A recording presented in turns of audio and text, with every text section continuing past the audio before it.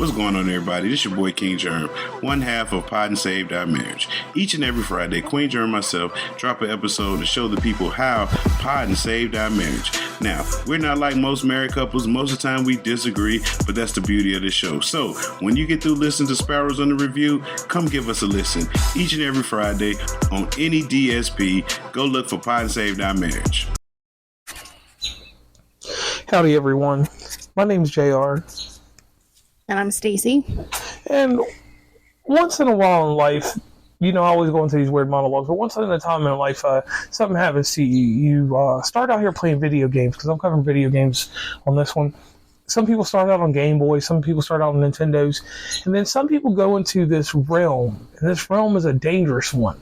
It's one that I can't completely say that I've always been the best in, but by chance, some people take certain games, and there's this one company called Electronic Arts. They made this game years ago, and the first game they made was called SimCity.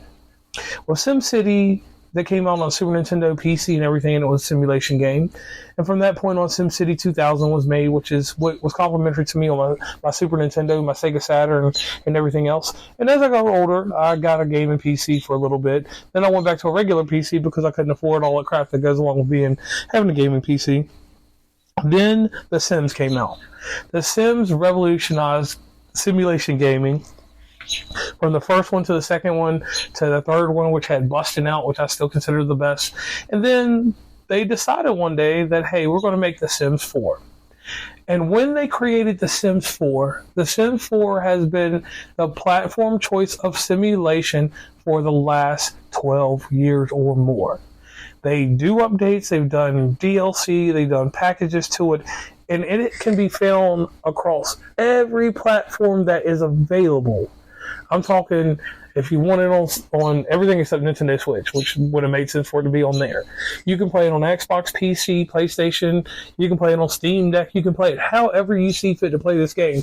And beside me is a lady that I don't know her story with Sims, and that will be something that I would like to put out here for the public. She is a Sims 4 fanatic. I mean, I wouldn't call myself a Sims 4 fanatic. It does go back to the old days, so long ago. I do remember playing The Sims on the PC, and we had this old PC, like, how long ago it was whenever they first came out with the Sims. So that's how old that computer was. And me and my sister would fight over it, like who would get to play The Sims more. And that's about all I remember of it then. And then whenever I played it for a while, I've had the mobile versions, I've did stuff with it, but I really got hard into it again with The Sims 4 when TikTok came back, because I saw people playing it on there, and I'm like, ooh, I'd like to get into this again, because, there's so many updates, it's newer.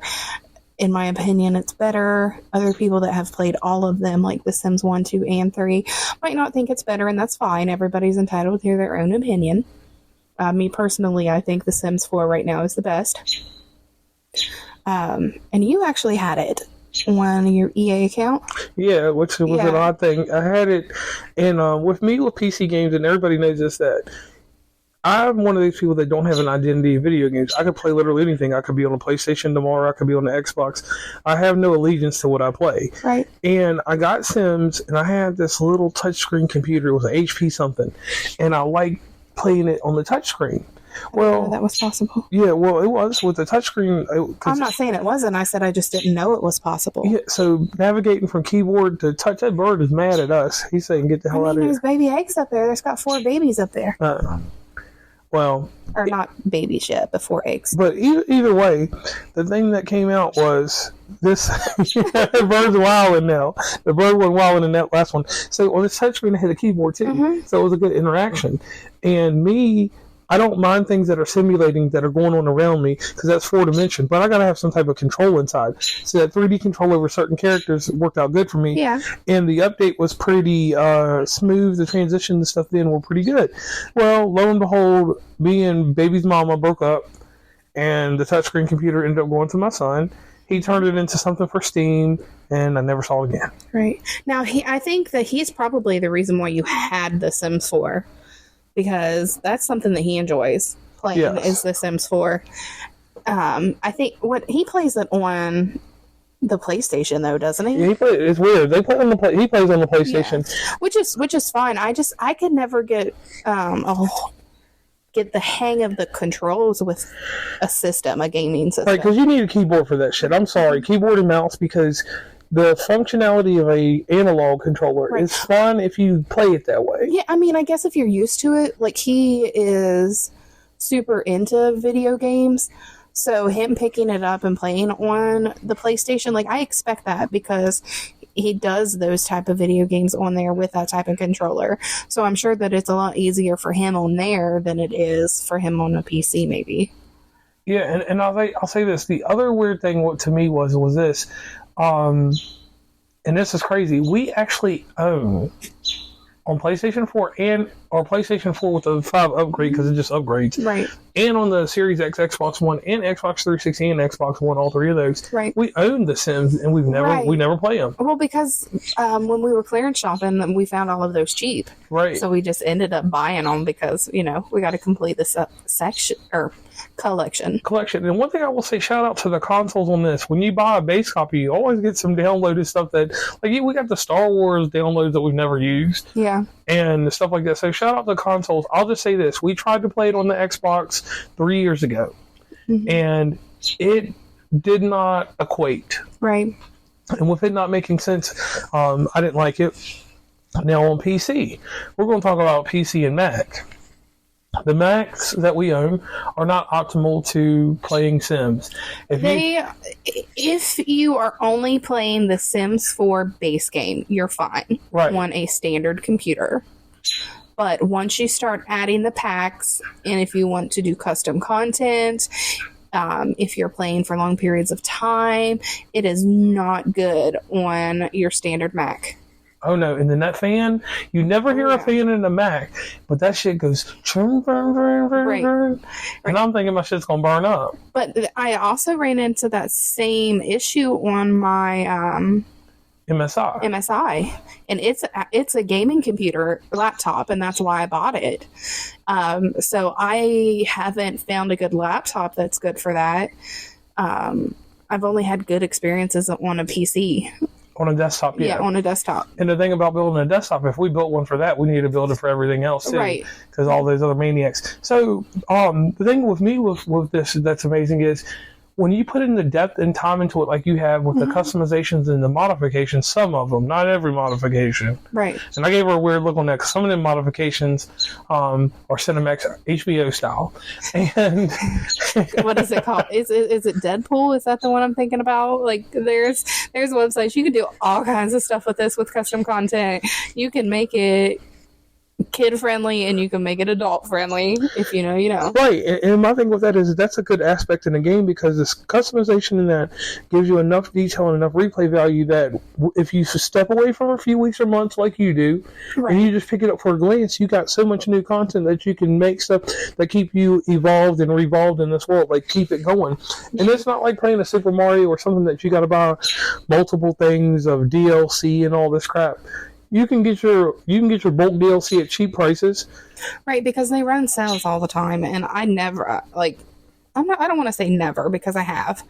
I don't like to ever pay full price for anything, like any of the expansion packets.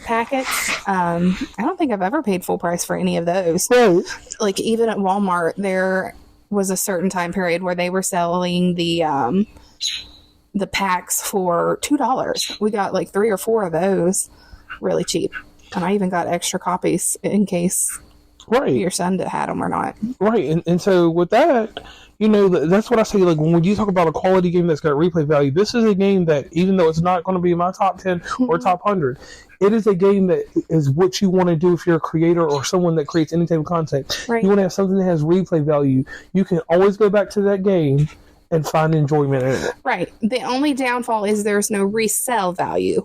Like, you could, if you're willing to give up your account and sell it, then you can. But just know, if you've never played this before, it's not like you can go in and rent all the packages from the library and then just return them when you're done.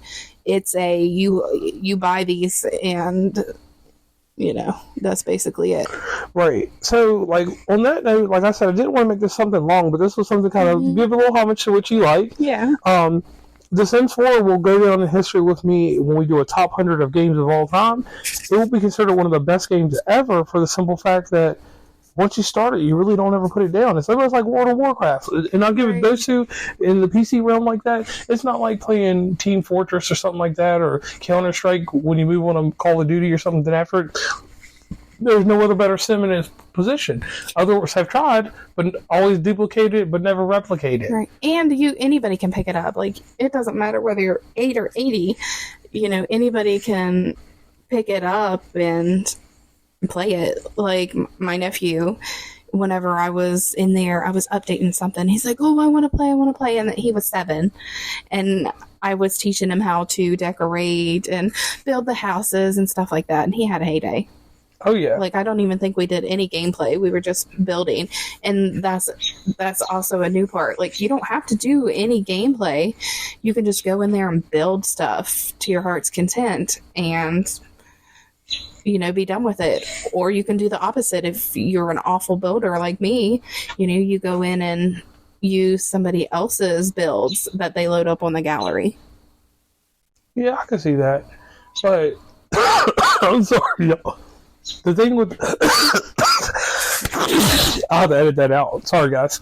I may not shoot. But one thing I will say about this is that it's a great game. It's something that I think everyone should try. You get a PC, try it. If you don't, try it on your cell phone. But if you're going to play it on a cell phone, just play it on the iPad, because it is hard to play on a phone. It is. And always start out with the base model to see if you're going to like it. Don't go out there and be like, "Ooh, I want to try this out," and get everything that goes along with it and all of the downloadable content. Like, don't do that until you play it for a little bit to make sure you're going to enjoy it. Right. I can go with that. And that's one of those things that you just have to be there and be ready for it.